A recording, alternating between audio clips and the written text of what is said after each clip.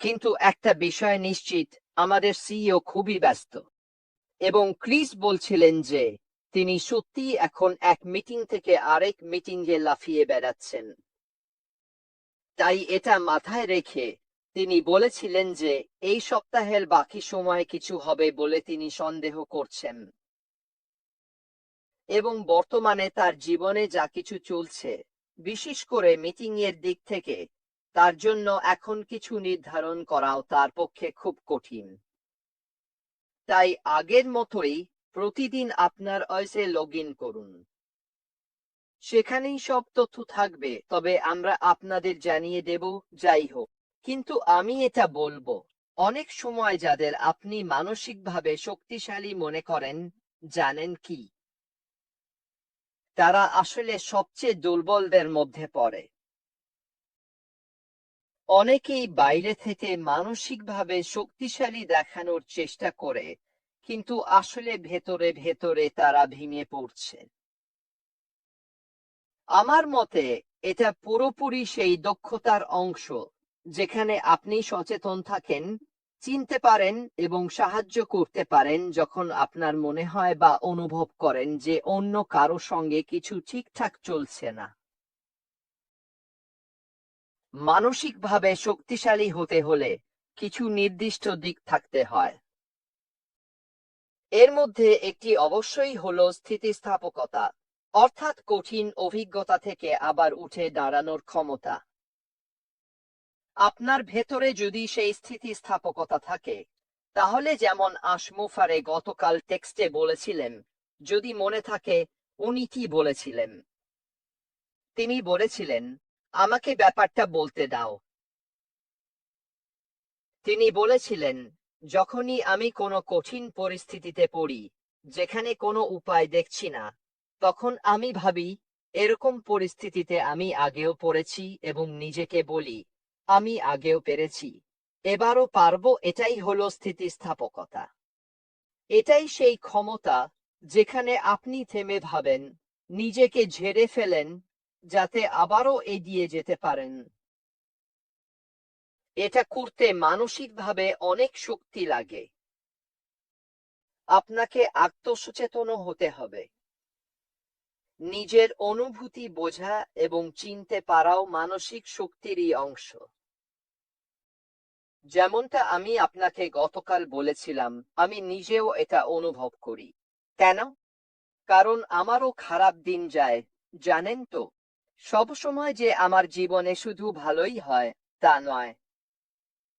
এটাই আমার নিজের মানসিক অবস্থার প্রতি আত্মসচেতনতা। এটা মানে আমি বুঝতে পারছি প্রতিদিন ভালো যাবে না, আর আজ যদি খারাপ দিন হয়, তার মানে এই নয় যে আগামীকালও খারাপই যাবে। যেমন জিন চ্যাটে বলল, এটা সত্যিই খুব গুরুত্বপূর্ণ, তাই না? আপনার যাত্রাপথে ছোট ছোট সাফল্যগুলো উদযাপন করা, যেগুলো আপনাকে মানসিক শক্তি দেয়। এটা তখনও সাহায্য করে যখন আপনি অন্যদের উৎসাহ দেন, বুঝতেই পারছেন। এটা তাদেরও মানসিকভাবে শক্তিশালী হতে সাহায্য করে, কারণ এতে বোঝা যায় তারা তাদের নিজের লড়াইয়ে, নিজেদের যাত্রায়, বা তারা যা অর্জন করতে চায়, তাতে একা নয়। মানসিক নিয়ন্ত্রণ এর মানে কি? এর মানে হলো আবেগগুলোকে ইতিবাচক ও গঠনমূলকভাবে পরিচালনা ও নিয়ন্ত্রণ করা। আমি এতে কি বোঝাতে চাচ্ছি? এর মানে হলো, আপনি যদি কোনো কিছু নিয়ে আবেগপ্রবণ হন, তাহলে কখনো কখনো যদি আপনি একটু থামেন, গভীর শ্বাস নেন এবং বিষয়টাকে দেখেন, তাহলে আপনি সেই আবেগগুলোকে অন্যভাবে প্রকাশ করতে পারবেন এবং হয়তো সেগুলোকে ইতিবাচক বা গঠনমূলক করে তুলতে পারবেন। আংশিক মানসিকীকরণও সাহায্য করে, কারণ এতে আপনি খারাপ জিনিসগুলো আলাদা করে রাখতে পারেন, কিন্তু যেগুলো ইতিবাচক এবং যেগুলো নিয়ে আপনি কাজ করতে পারেন, সেগুলো ধরে রাখতে পারেন ও তার দিকে এগোতে পারেন। এটাই সেই মানিয়ে নেওয়ার ক্ষমতার অংশ যা আপনার আবেগিক শক্তির সঙ্গে দরকার, যাতে আপনি সহজেই পরিবর্তন ও চ্যালেঞ্জের সঙ্গে খাপ খাইয়ে নিতে পারেন। আপনার যদি সেই আত্মজ্ঞান না থাকে, যদি আপনি সেই নিয়ন্ত্রণ ব্যবহার করে আবেগগুলোকে ইতিবাচকভাবে পরিচালিত করতে না পারেন এবং সহজেই পরিবর্তনের সঙ্গে মানিয়ে নিতে না পারেন, তাহলে অনেক কিছুই ঘটবে এবং সেগুলো সামলানো অনেক বেশি কঠিন হয়ে যাবে, যতটা না আপনি এই বিষয়গুলো ব্যবহার করলে হতো। এছাড়াও আছে আশাবাদিতা। এটা কিভাবে আপনার আবেগিক শক্তিকে সাহায্য করছে? দেখুন, আপনি যত বেশি আশাবাদী হবেন, আপনার দৃষ্টিভঙ্গি ততটাই ইতিবাচক হবে। এটা আপনাকে প্রতিকূলতা ও নেতিবাচকতার মুখোমুখি হতেও সাহায্য করে। কেন? কারণ আপনি ভবিষ্যৎ নিয়ে আশাবাদী। এটা আমাদের এই ব্যবসায়িক যাত্রাতেও সাহায্য করে। নিশ্চিতভাবেই আশাবাদিতা, বিশ্বাস এবং পরবর্তী ধাপে কি হতে চলেছে সেই আস্থার কারণে আমাদের আবেগিক শক্তি বাড়ে। এটা আমাদের সামগ্রিক আবেগিক শক্তি ও বাইরের প্রভাব থেকে আসা স্থিতিস্থাপকতাকে আরো বাড়িয়ে তোলে। আমি যেমন বলেছিলাম, আবেগিক শক্তি খুবই ব্যক্তিগত বিষয়। এটা জীবনের সঙ্গে যেমন জড়িত, তেমনি ব্যবসার সঙ্গেও গভীরভাবে সম্পর্কিত। আর ব্যবসায় সফল হতে হলে অবশ্যই আপনাকে একটু কঠিন চামড়ার হতে হবে। কারণ এই আবেগিক শক্তি আপনাকে নেতিবাচকতা, প্রতিকূলতা, ব্যর্থতা এসব সহজেই ঝেড়ে ফেলার ক্ষমতা দেয়। আর আপনি যত বেশি আবেগিক শক্তির দিকগুলো বুঝতে পারবেন, তত সহজেই আপনি আরো ইতিবাচকভাবে ঘুরে দাঁড়াতে পারবেন, যেটা সম্ভব হতো না যদি আপনি এসব না জানতেন। আত্মসহানুভূতিও মানে নিজেকে দয়া ও বোঝাপড়ার সঙ্গে দেখা, বিশেষ করে এই কঠিন সময়ে। এবং এটা স্বাভাবিক যে সব সময় ঠিক থাকা যায় না, এটা ঠিক আছে। আপনি এটা কতবার শুনেছেন? অনেকেই নিজেদেরকে দোষারোপ করেন কারণ তারা মনে করেন তারা ব্যর্থ। তারা নিজেদেরকে উপহাস করেন কারণ তারা কিছু ভুল করেছেন। আর তারা নিজেদের এসব ব্যাপার একদমই বুঝতে পারেন না। কিন্তু যদি আপনার আত্মসহানুভূতি থাকে, মানে নিজেকে দয়া ও বোঝাপড়ার সঙ্গে দেখেন, তাহলে আপনি নিজেকে বলতে পারবেন, ঠিক আছে, তুমি পারবে। আমরা ঠিক হয়ে যাব।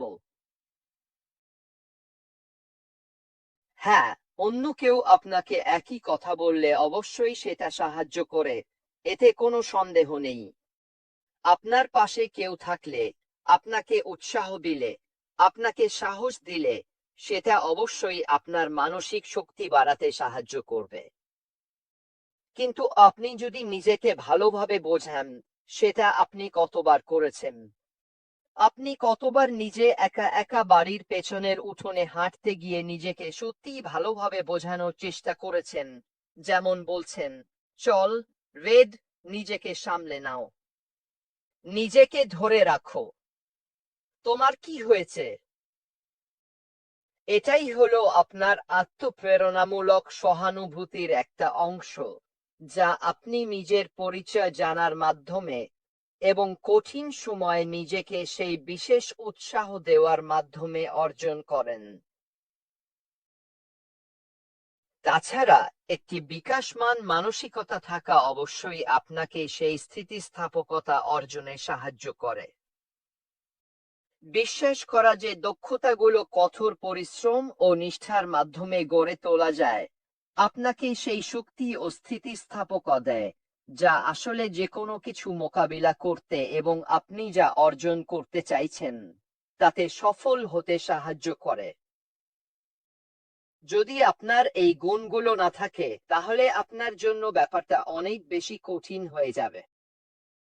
এছাড়াও, আপনি যদি চ্যালেঞ্জগুলো চিহ্নিত করে গঠনমূলকভাবে সমাধান করতে পারেন, তাহলে আপনার মানসিক শক্তির ভেতরে এই সমস্যা সমাধানের দক্ষতা অবশ্যই আপনার ব্যবসার জন্য ইতিবাচক ফলাফল বয়ে আনবে। তাহলে আপনি কিভাবে এই সবকিছু থেকে উপকৃত হতে পারেন এবং এগুলো আসলে আপনার জন্য কি করবে? আপনি যদি এই বিষয়গুলোর কিছু মাত্র বাস্তবায়ন করেন, তাহলে এটি আপনার মানসিক স্বাস্থ্য উন্নত করবে, সুখ বাড়াবে, সম্পর্ক আরো মজবুত করবে, যোগাযোগ দক্ষতা বাড়াবে, আত্মবিশ্বাস বৃদ্ধি করবে এবং চাপ ও ব্যর্থতা সামলানোর ক্ষমতা বাড়াবে। তাহলে কিভাবে আপনি সেই মানসিক শক্তি গড়ে তুলবেন? মননশীলতা চর্চা করুন। কোনো রকম বিচার বিশ্লেষণ ছাড়াই বর্তমান মুহূর্তে মনোযোগ দিন। নিজের যত্ন নিন। ব্যায়াম, ধ্যান এবং স্বাস্থ্যকর খাবারের মতো কার্যকলাপের মাধ্যমে শারীরিক ও মানসিক সুস্থতাকে অগ্রাধিকার দিন। সুস্থ সীমারেখা নির্ধারণ করুন। নিজের মানসিক শক্তি ও সময় রক্ষা করা অত্যন্ত অত্যন্ত গুরুত্বপূর্ণ। আমি এতে কি বোঝাতে চাচ্ছি? নেতিবাচকতা নিজের মধ্যে ঢুকতে দেবেন না। এটা ঝেড়ে ফেলুন। এমনকি সেটা নিজের ভেতরে ঢুকতেও দেবেন না। কেন? কারণ এটা ক্যান্সারের মতো ছড়িয়ে পড়ে। আপনার কাঁধের ওপর এই জিনিসটাই, মাথা মস্তিষ্ক, আপনার সবচেয়ে বড় শত্রু। এটাই দেয়াল ভেঙে ফেলবে, কিন্তু তার চেয়েও গুরুত্বপূর্ণ, আপনার স্বপ্নগুলোকে মেরে ফেলবে। আপনি যদি এই নেতিবাচকতাকে নিজের থেকে দূরে রাখতে না পারেন, তাহলে এই মাথার ভেতরটা জীবনের সবচেয়ে বড় উৎসব করবে, আর আপনি নানা দিকেই ছুটে যাবেন। এমন সব জিনিস বিশ্বাস করবেন যা সত্য নয়, কিন্তু তার চেয়েও গুরুত্বপূর্ণ, আপনি আপনার স্বপ্নকে হারিয়ে ফেলবেন, আর এটাই আমরা একদমই চাই না। এছাড়াও নিজের চারপাশে শক্তিশালী একটি সহায়ক পরিবেশ গড়ে তুলুন। এই কারণেই আমি আমাদের কমিউনিটিতে এতটা বিশ্বাস করি। আমাদের কমিউনিটি অনন্য। যারা এতদিন ধরে এই কমিউনিটি এবং এই ব্যবসার অংশ, তারাই এটিকে এমন করেছে। একটি শক্তিশালী, ইতিবাচক মনোভাবের, চিন্তাশীল মানুষের কেন্দ্রবিন্দু, যাদের একটাই লক্ষ্য, আর তা হলো নিজের পথে অটল থাকা, আমাদের স্বপ্ন ও লক্ষ্য পূরণ করা, সেটা আর্থিক হোক বা সাফল্যের জন্যই হোক। এটাই আবেগিক শক্তি ধরে রাখার কতটা গুরুত্বপূর্ণ অংশ সেটা বোঝায়। আমরা বহুবার বলেছি, নিজেকে ইতিবাচক মানুষের মাঝে রাখুন। আপনি যদি এটা করেন, তাহলে আপনার ফলাফলও ইতিবাচক হবে। চ্যালেঞ্জকে আলিঙ্গন করুন।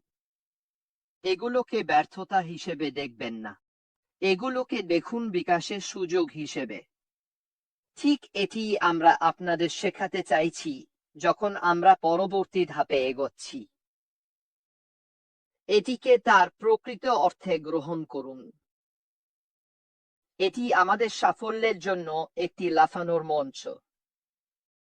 এটি কোনো নেতিবাচক কিছু নয়, বরং নিঃসন্দেহে ইতিবাচক। আমরা যা ঘটেছিল সেই চ্যালেঞ্জকে আমাদের বিকাশের সুযোগ হিসেবে ব্যবহার করেছি। এছাড়াও রাগ এবং ক্ষোভকে ছেড়ে দিন। অন্যদের ক্ষমা করুন। আপনার মধ্যে এমন কিছু ধরে রাখার কোনো মানে নেই যা আপনাকে নেতিবাচকতা বা অশান্তি এনে দেবে। এটা ছেড়ে দিন। যদি কারো নেতিবাচকতার কারণে তাদেরকে আপনার জীবন থেকে বাদ দিতে হয়, তবুও সেটা করুন। এটা আপনার মানসিক শক্তি ও সুস্থতার জন্য ভালো, যাতে আপনি তাদের সঙ্গে সম্পর্ক না রাখেন। কৃতজ্ঞতা চর্চা করুন। জীবনের ইতিবাচক দিকগুলোর ওপর মনোযোগ দিন, আর প্রয়োজনে পেশাদার সাহায্য নিন যদি একটু বাধা পেরোতে সহায়তা লাগে।